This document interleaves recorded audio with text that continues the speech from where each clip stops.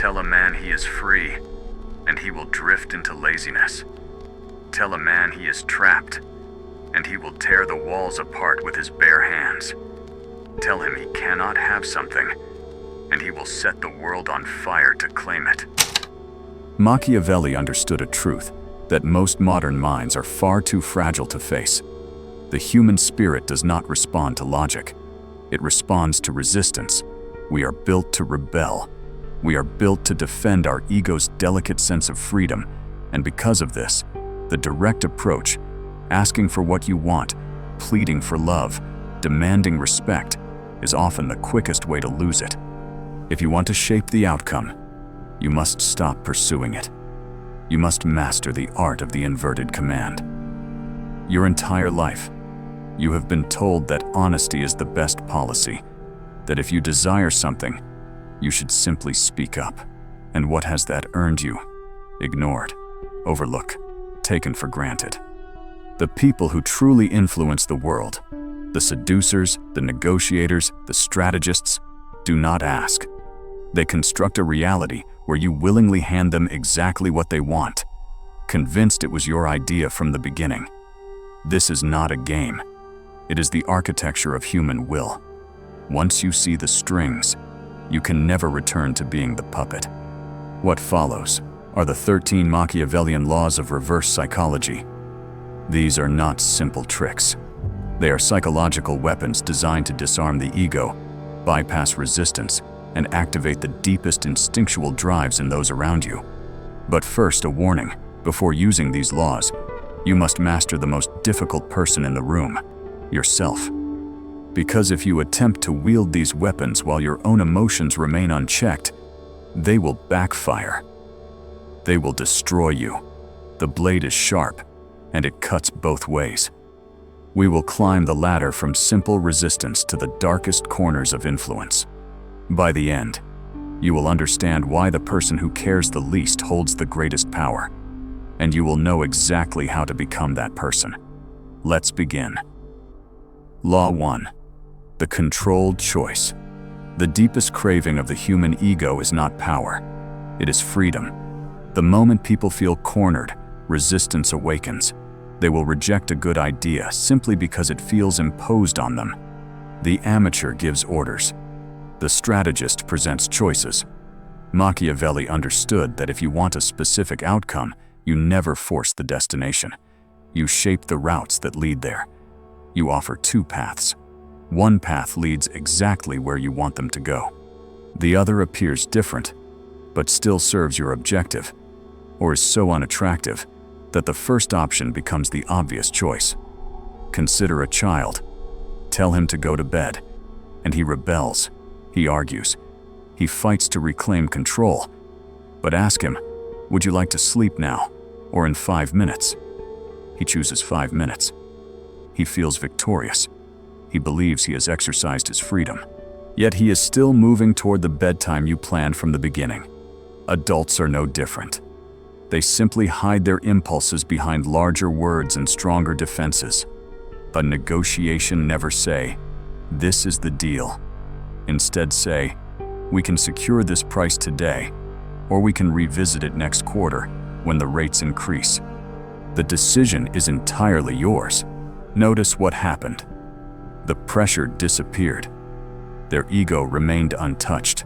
You handed them the feeling of control, and in return, they willingly walked toward the outcome you preferred.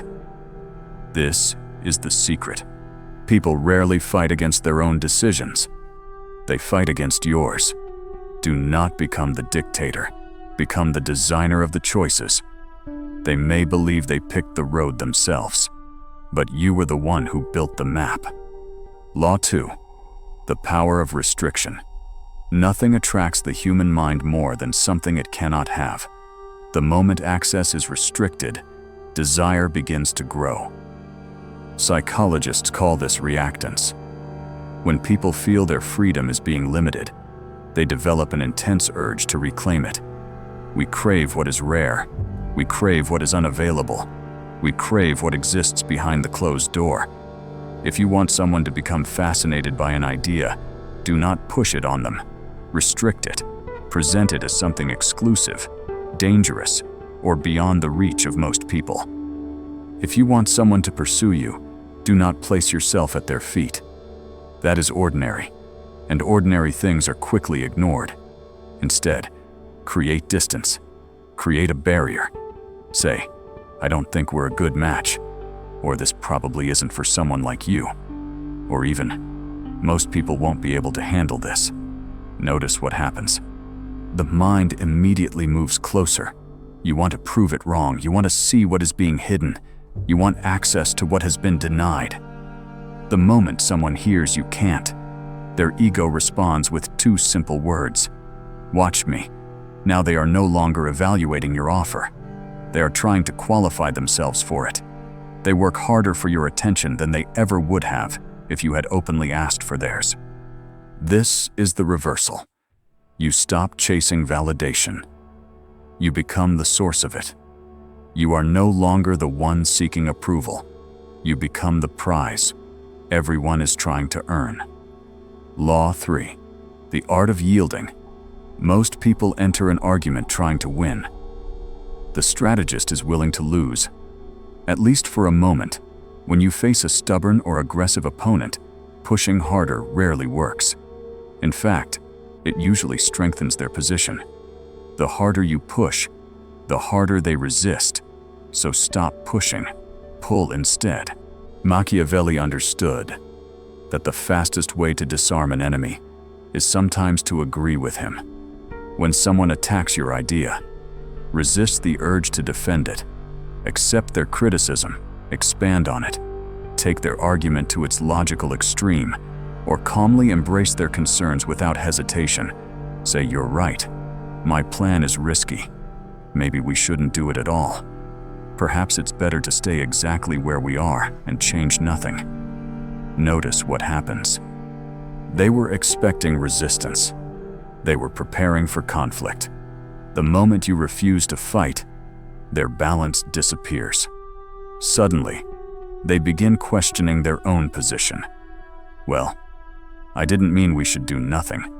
And just like that, they start arguing against the very caution they were defending moments ago. By removing resistance, you create a vacuum. Human nature hates a vacuum. People instinctively rush to fill it. Often, they will begin making your argument for you, not because you convinced them, but because they convinced themselves. That is the hidden power of strategic surrender. You do not always need to force the direction. Sometimes you step aside and allow momentum to do the work for you. The master of reverse psychology understands that influence is not always about steering the wheel.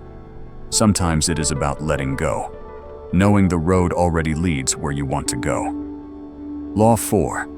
The weight of silence. We live in a world addicted to noise. Everyone is talking, explaining, defending, and trying to be heard. Silence has become one of the rarest things a person can possess. And because it is rare, it is powerful. The moment you begin over-explaining yourself, you give away leverage. You hand people information to question, challenge, and pick apart. Machiavelli understood a simple truth. The less you reveal, the more authority you appear to have. Silence creates uncertainty, and uncertainty makes people uncomfortable. When you ask a question and receive a vague answer, resist the urge to fill the space. Do not rush to speak.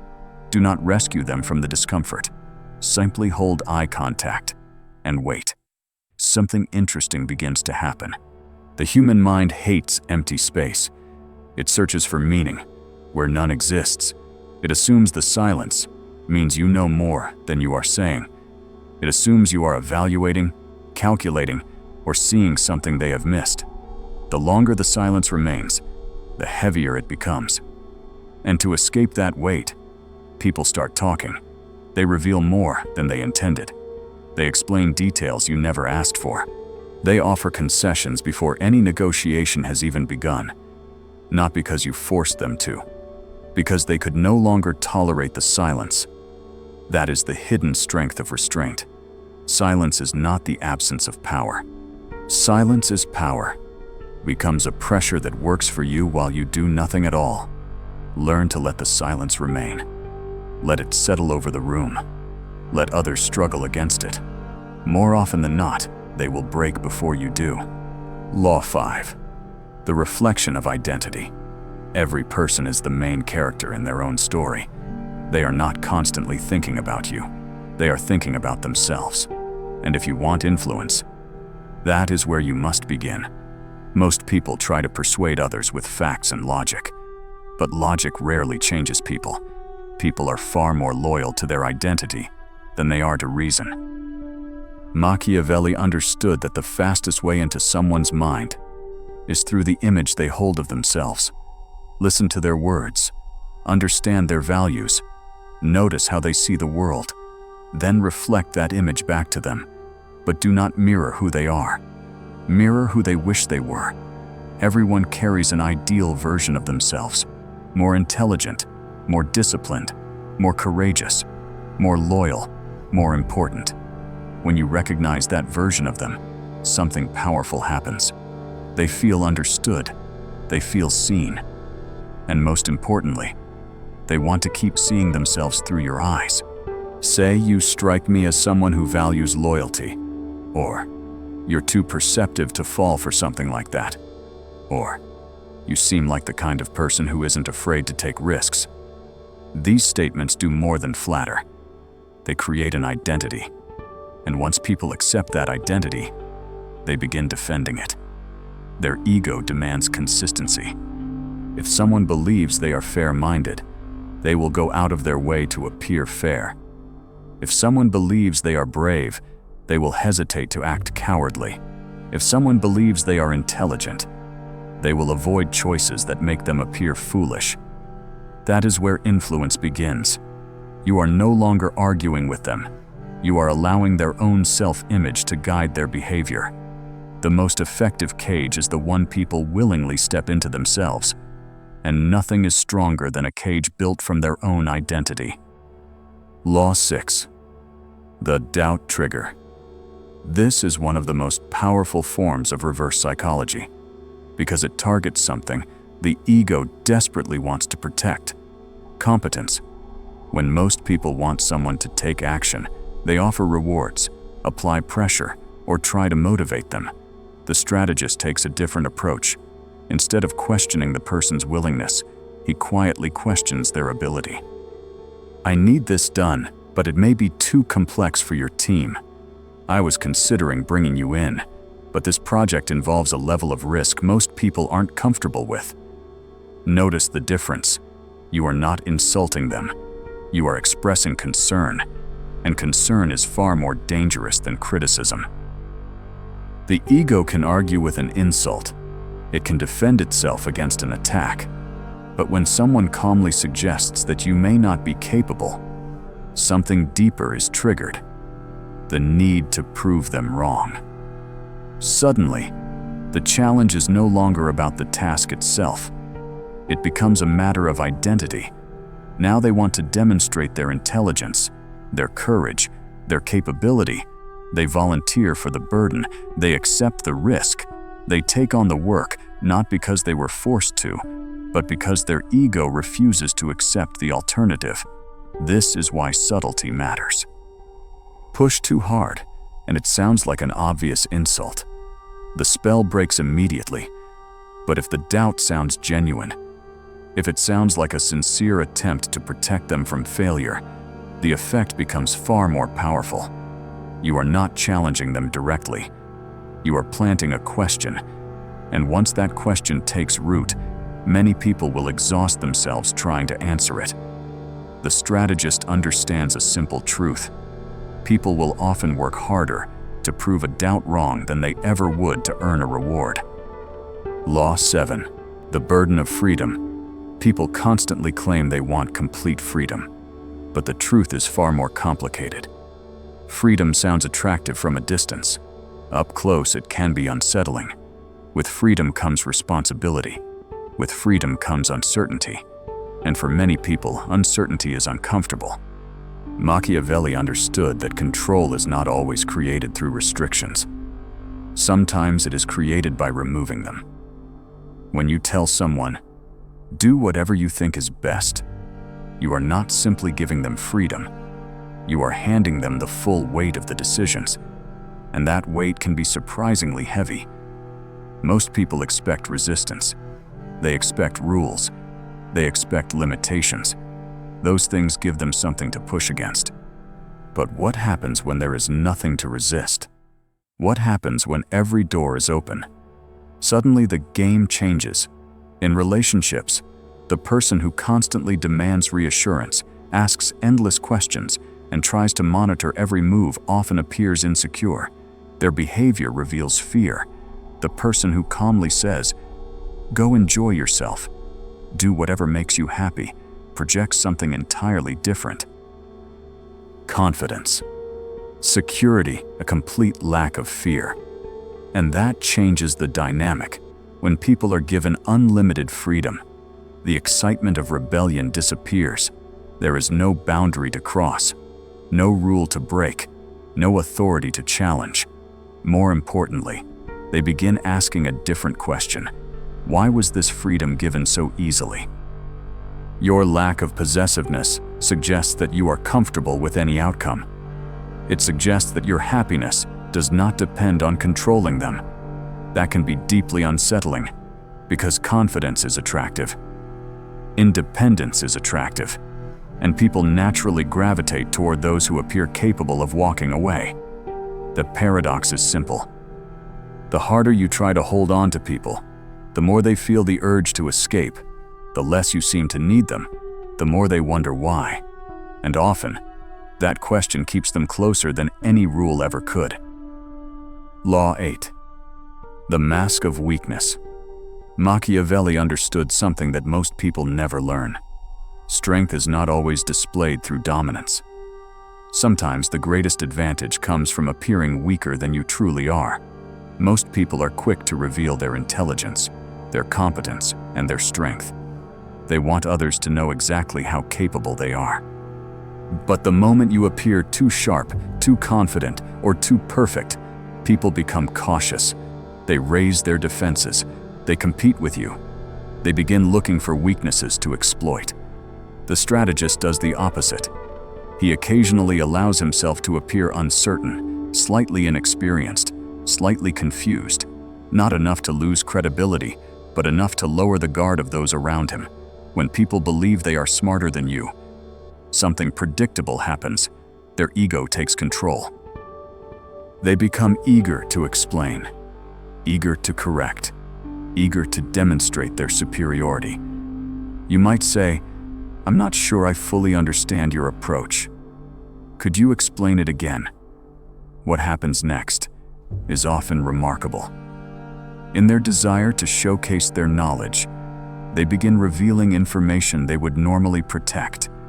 They explain details they never intended to share.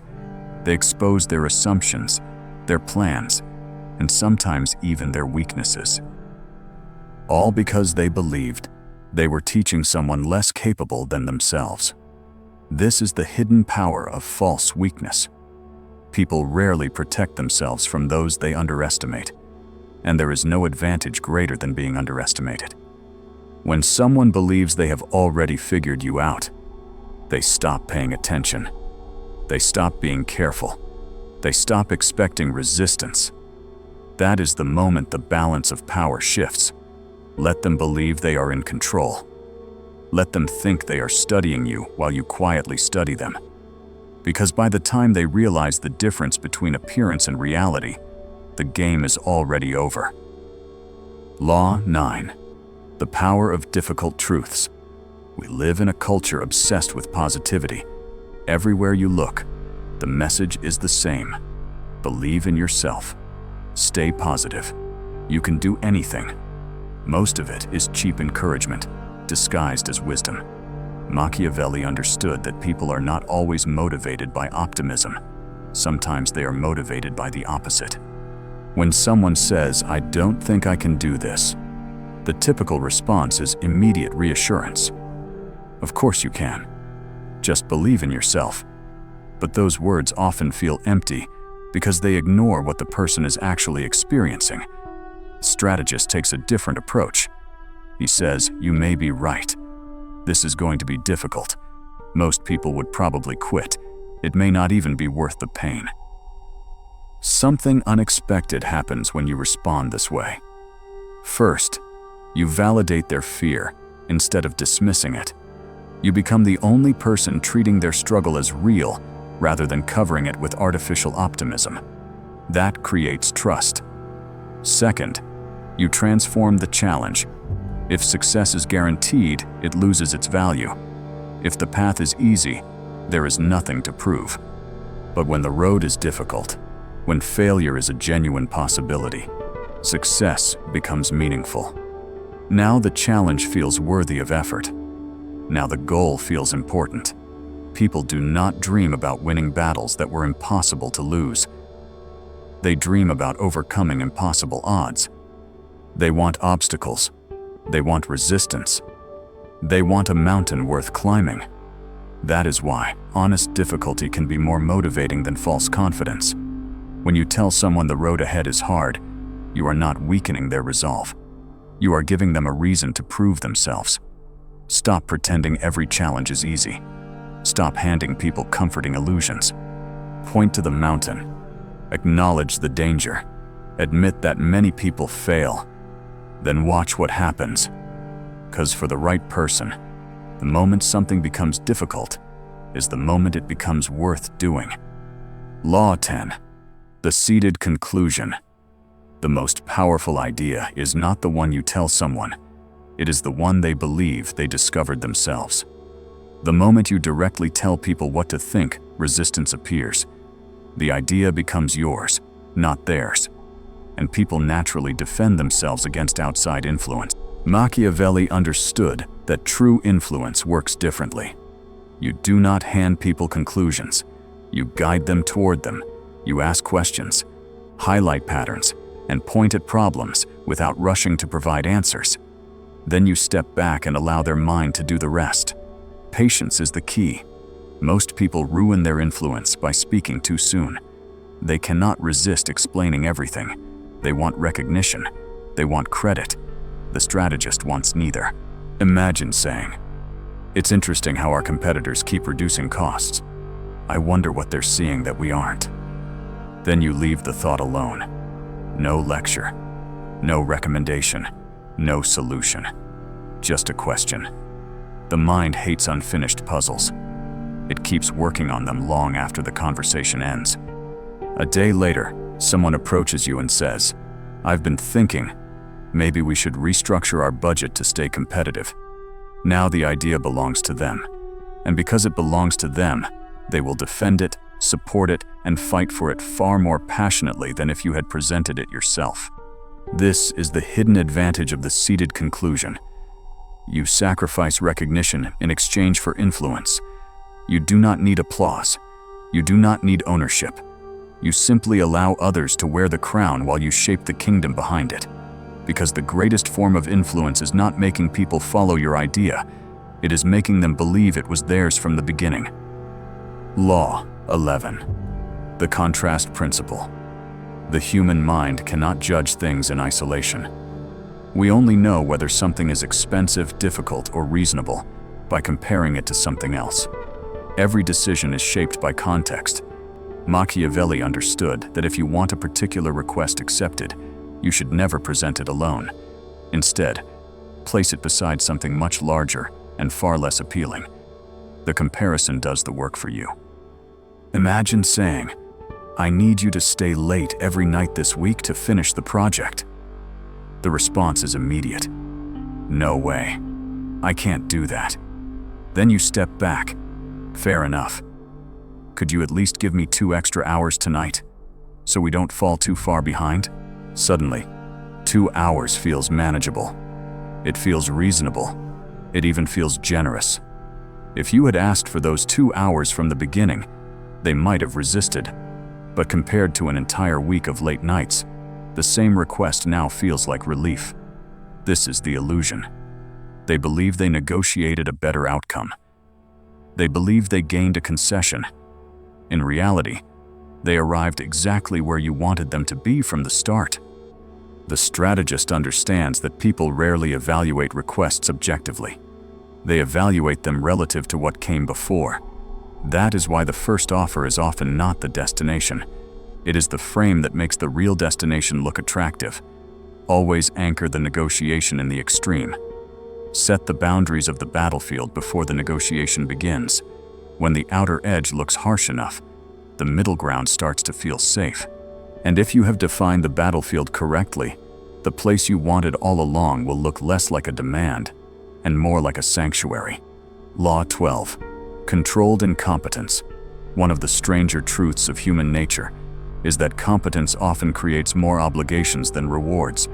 The better you become at something, the more people expect from you. Excellence has a way of turning into responsibility. Fix a technical problem once, and suddenly every future problem becomes yours. Become the reliable person in a relationship, and before long, you are carrying burdens no one else notices. The more capable you appear, the more work seems to find its way onto your shoulders. Machiavelli understood that constantly proving your usefulness can become a trap. Sometimes, the fastest way to gain freedom is not to demonstrate greater competence, but to stop making yourself the automatic solution to every problem. This does not mean becoming genuinely incapable. It means understanding the hidden cost of always being the one who steps in, fixes everything, and saves the day. Many people spend years catching every falling plate. They solve every crisis, absorb every responsibility, and handle every inconvenience. Then they wonder why everyone depends on them. The strategist recognizes that not every burden deserves to be carried. Not every problem deserves an immediate rescue. Occasionally, a task must remain unfinished. Occasionally, a problem must become visible.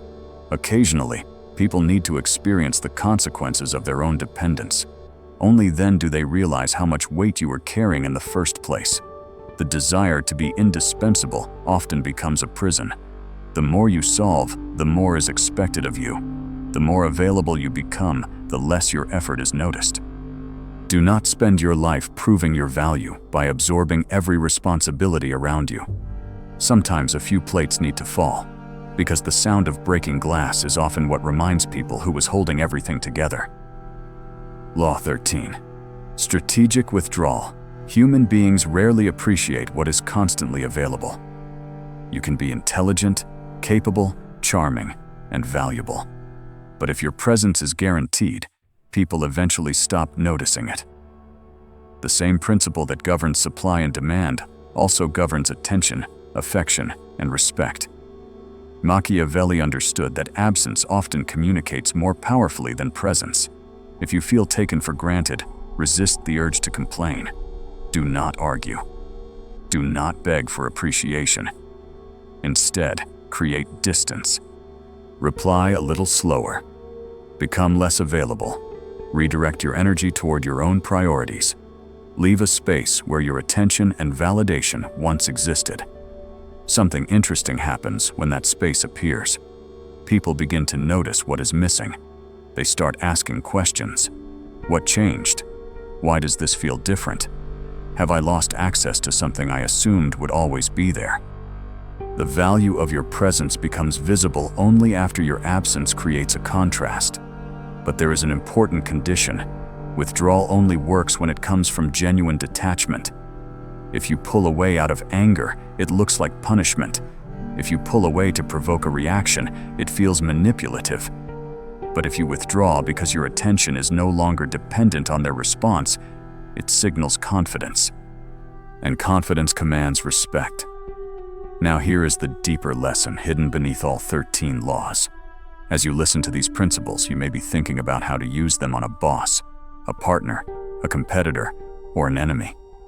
You may be imagining ways to influence the people around you.